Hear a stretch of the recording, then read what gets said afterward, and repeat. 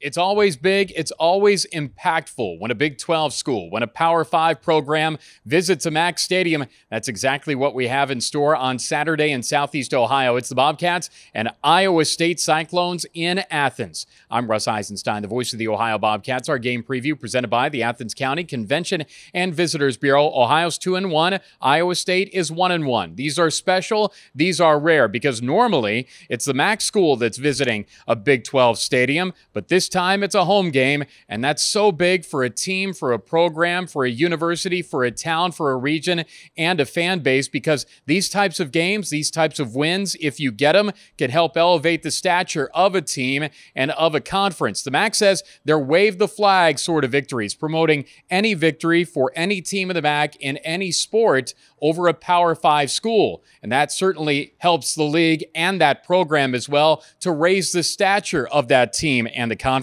The league already got one this year. Northern Illinois went to Boston College and beat the Eagles, and hopefully Ohio could do the same thing against the Cyclones. Ohio last hosted a Power 5 back in 21. Syracuse opened the year here. Ohio's hosted Pitt before. Ohio's played Kansas here before, and that's back-to-back wins over the Jayhawks back in 17 here at Peden, and also back in 16 in Lawrence as Ohio rock chalk past KU. Last time Iowa State was here, 2001. Special day in Southeast Ohio. Renovated Peden Stadium. Field was lowered. Victory Hill was on full display. 24,000 were here to see Seneca Wallace and the Cyclones blow on into Southeast Ohio. Good ball game. Ohio lost it 31-28. Bobcats fell in Ames last year, 43-10. So there's a little bit more fuel to the green and white fire for a little payback. And the first win all time against Iowa State. This is the 9th meeting between the two schools. Ohio comes in after that 17-10 win over FAU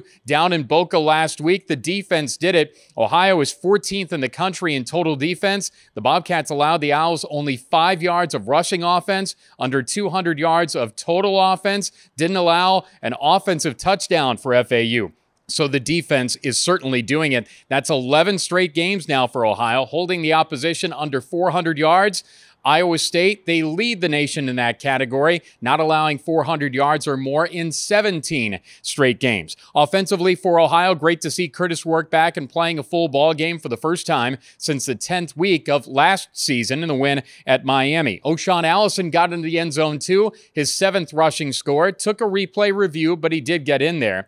And the tight end room, certainly loading up the touchdowns. 3 of the 5 offensive scores for Ohio this year have come from the tight end. Will Kazmarek made an acrobatic catch to beat the Owls this past week. Now for Iowa State, they were 4-8 last year, 6 of those losses by single digits, totaling 24 points, so their record could have been far different. They're 1-1 coming into this ball game now. Win over Northern Iowa, 30-9 in the opener. Lost to their rival Iowa last week at Jack Trice, 20-13, but made a move late in that ball game.